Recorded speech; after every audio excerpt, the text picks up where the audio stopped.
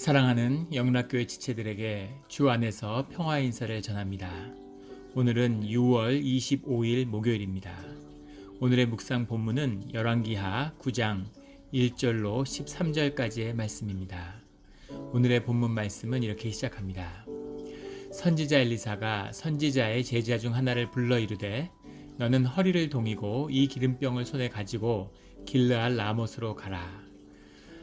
선지자 엘리사가 이제 하나님 가운데 이스라엘의 중요한 역사적인 전환을 이루는 아합의 왕조 오므리의 집안을 무너뜨리는 역사를 시작하려고 하는 것이죠. 하나님이 엘리야 선지자에게 이미 말씀하셨고 그 일이 이제 성취되는 하나님의 때가 이르는 것입니다. 2절에 거기에 이르거든 nim시의 손자 여호사밧의 아들 예후를 찾아 들어가서 그의 형제들 중에서 일어나게 하고 그를 데리고 골방으로 들어가 기름병을 가지고 그 머리에 부으며 이르기를 여호와의 말씀이 내가 내게 기름을 부어 이스라엘 왕으로 삼노라 하셨느니라 하고 곧 문을 열고 도망하되 지체하지 말지니라 라고 말씀을 전하고 있습니다. 주님이 기름을 붓는다고 하는 것은 하나님이 구별하고 성별해서 하나님의 축복을 의미하는 것이죠. 또 하나님의 능력이 임해서 하나님이 그 기름 부은 자를 통해서 하나님의 뜻을 이루고 성취하실 것이라고 하는 그것을 상징하고 있습니다. 이 기름 부음이 예후에게 임한다는 것이죠. 그런데 왜 골방으로 데려가라고 했을까? 또 왜 그것을 기름을 붓고 도망하되 지체하지 말아라 라고 말했을까 하는 거죠. 이것은 하나님이 이루시는 그 뜻이 하나님의 뜻대로 온전히 이루어져야 된다라는 것을 상징합니다. 물론 현실적으로도 군대 장관에게 왕을 삼는다는 기름 부음을 사람들이 보거나 그러면 목숨이 생명이 위태로워질 수도 있겠죠.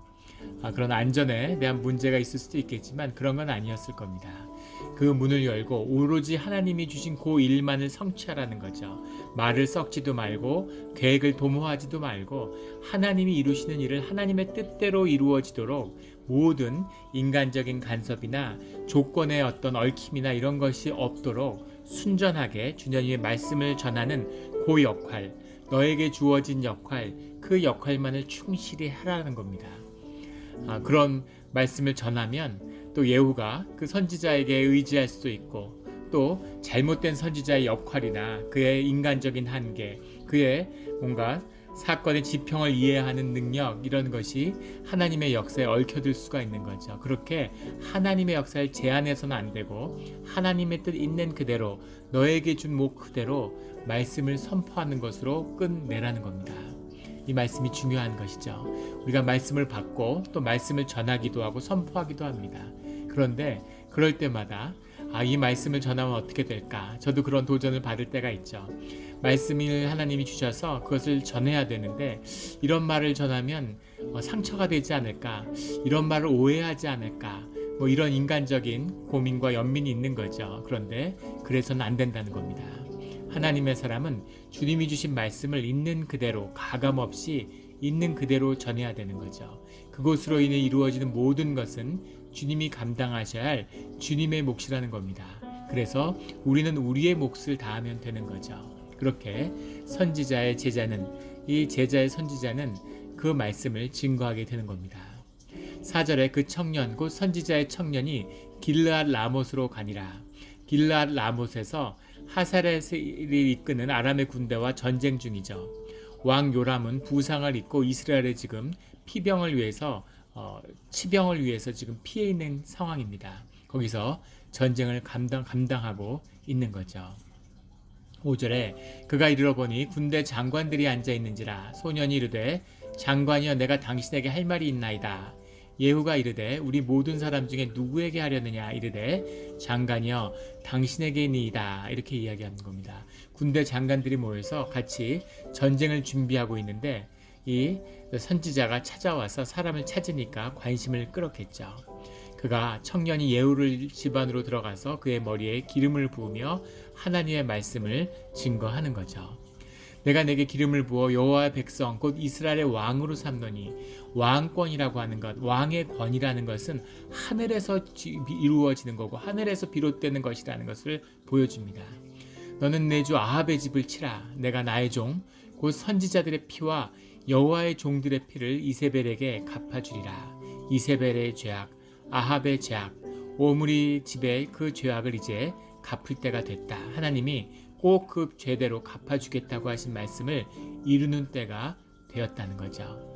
아합의 온 집이 멸망하리니 이스라엘의 매인자나 노인자나 아합에게 속한 모든 남자는 내가 다 멸절하되, 아합의 집 느밧의 아들 여로보암의 집과 같게 하며 이스라엘을 세웠던 창립자였던 여로보암이 우상 숭배의 죄로 하나님의 일을 그르쳤던 그 죄를 물었던 여로보암같이 이 오므리의 집, 또 아이야의 아들 바하사의 집, 여로보암, 바하사, 오므리 이 3대 가족이 모두 우상의 숭배로 무너지게 됐는데, 네 번째 이스라엘의 왕조인 예후의 왕조, 예후의 집을 주님이 세우시는 그 역사가 시작되는 거죠. 이스라엘 지방에서 개들이 이세벨을 먹으리니 그를 장사할 사람이 없으리라 하고 그 말씀을 전하고 떠나게 됩니다. 그렇게 말씀을 받은 거죠. 또 왜 예후였을까? 왜 예후에게 하나님의 말씀이 임했을까? 우리 내일 이렇게 본문을 보다 보면 왜 예후였을지 성경에 담겨 있는, 예후를 기다리고 예후가 사명을 받아야 할 이유가 무엇이었는지를 주님이 보여주시죠. 예후가 특별히 의롭거나 선한 사람이 아닙니다. 그의 인생이나 그의 왕조의 끝을 보아도 그렇죠. 하지만 왜 예후여야 했느냐? 예후가 하나님의 말씀을 받아서 이 아합의 집을 멸망시킨 자로 세움을 받은 이유 중에 몇 가지 중요한 이유가 있는데, 그 중에 첫 번째는 그가 하나님의 말씀을 듣고 그대로 믿고 따르는 자였다는 겁니다. 하나님의 말씀이 임했는데 그 말씀이 마음을 순전함이 있는 거죠. 그대로 믿어버리는 겁니다. 아, 내가 그럴 수 있을까? 내가 군대 장관인데 이걸 하다가 잘못되면 어떻게 될까? 우리 집안이 어떻게 될까? 배신자 소리를 듣지 않을까? 여러 가지 인간적인 이유들이 있겠죠. 그런데 그런 건 아무것도 없이 하나님의 말씀 그대로 받아들이고 자신의 소명을 소명 그대로 받아들이는 그런 믿음이 있었다는 겁니다. 그것이 아주 중요한 예후가 주님의 부름을 받은 이유입니다. 말씀 있는 그대로 받아야 되는 거죠. 아무 생각 없이 단순하게 그냥 주님의 말씀을 믿고 따르며 순종하는 겁니다. 이것이 하나님의 부름받은 자의 가장 중요한 첫 번째 조건이죠. 11절에 예후가 나와서 그의 주인의 신복들에게 이르니 한 사람이 그에게 묻되 평안하냐? 그 미친 자가 무슨 까닭으로 그대에게 왔더냐? 다른 장군들이 예후에게 그게 무슨 일이냐? 미친 자가 너한테 왜 왔느냐? 복장이나 그 차림새나 하는 걸 봐서는 그가 누구인지 분명히 알았겠죠. 그런데 그 미친 자라고 부르고 있는 겁니다. 메슈가 이런 이름인데, 미친 자, 말 그대로 미쳤다는 건데 사실은 그 시대의 선지자를 경멸하여 부르는 그런 말이었다고 해요. 이 사람들이 방언을 하고 기도를 하고 옷차림이 남루하고 모여서 공동체 생활을 하고 일반 사람들하고는 좀 달라 보였겠죠. 그래서 그것을 존중하고 하나님의 사람으로 높이는 것이 아니라 미친 자라고, 미친 놈들이다 이렇게 부르는 거죠. 메슈가 이런 겁니다.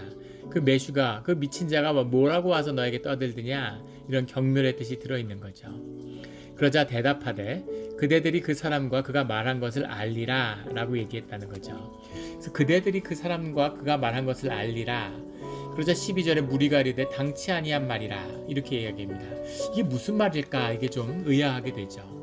여러 가지 해석이 있는데, 그대들이 그 사람과 그가 말한 것을 알리라 라고 하는 뜻을 해석하는 건, 하나는 사실은 이미 이대로 아합의 집은 안 된다. 우상 숭배가 너무 극심하니까 이스라엘 가운데 이 반발감이 극심하게 있었기 때문에 예후나 그 장군들이 이미 반란을 준비하고 있었을 것이다.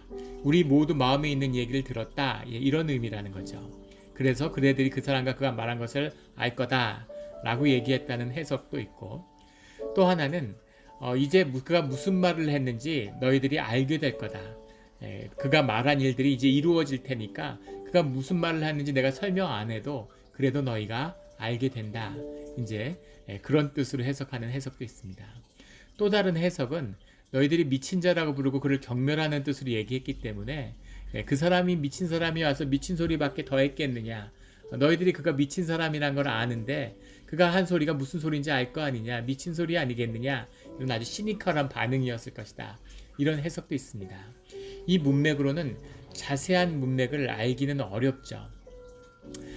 그런데 두 번째 의미라도 뜻이 통하고 세 번째 의미라도 뜻이 통하긴 합니다. 12절에 무리가 이르되 당치 않다. 그대는 우리에게 이르라. 사람들이 무슨 말을 했는지 궁금해하는 겁니다. 선지자를 경멸하는 식으로 얘기했지만 그가 무슨 말을 갖고 왔을지 너무 궁금한 거죠. 왜 예후에게만 데려가서 무슨 말을 전했을까? 우리한테 모두 얘기해라 라고 얘기하는데 놀랍게도 예후가 어떤 사람인지를 보여주는 거죠. 왜 하나님이 예후를 선택하셨을까요? 예후가 단순하고 믿음으로 하나님의 말씀을 받는 사람일 뿐 아니라 거침없는 사람이라는 겁니다. 그가 하나님께 받은 얘기를 그냥 말해버려요. 이 말을 한다는 건 목숨 건다는 얘기죠. 이 말을 하는 건 이미 죽을 각오를 하고 잘못하면 그 자리에서 죽을 수도 있습니다. 그런데 아무 꺼리낌이 없이 주님께 받은 말씀을 확신하기 때문에 하나님의 말씀이 말씀대로 그대로 나에게 이루어질 거라는 걸 믿기 때문에 내 마음속에 두려움이 없는 거죠. 이 아합의 왕조를, 이 요람왕을 무서워하는 마음이 추호도 없는 겁니다. 이 두려움 없는 모습, 이것이 하나님에게 선택받은 사람의 모습인 거죠. 그가 그대로 말합니다. 그가 이리이리 내게 말하여 이르기를 여호와의 말씀이 내가 내게 기름을 부어 이스라엘 왕으로 삼는다 하셨다 하더라 하는지라. 그 사람이 와서 내가 이제 이스라엘 왕이 된다고 이야기하더라 라고 그냥 선포해 버린 거죠. 13절에 그러자 무리가 각각 자기의 옷을 급히 가져다가, 사람들이 모두 화들짝 놀랐는데 모두 옷을 가져왔다는 거죠. 겉옷을 가져왔다는 건, 옷이라는 것은 인격과 권위의 상징입니다. 가인이 사람을 죽였을 때 하나님이 옷을 잘 입혀주시는 모습이 나오죠. 아담이 죄를 짓고 에덴 동산을 떠날 때 하나님이 옷을 잘 입혀주십니다. 그 옷이라고 하는 것이 우리의 수치와 죄를 가리는 거죠. 그 죄와 수치 가운데 살아갈 수 없기 때문에 그 수치를 가려주는 것이 옷입니다.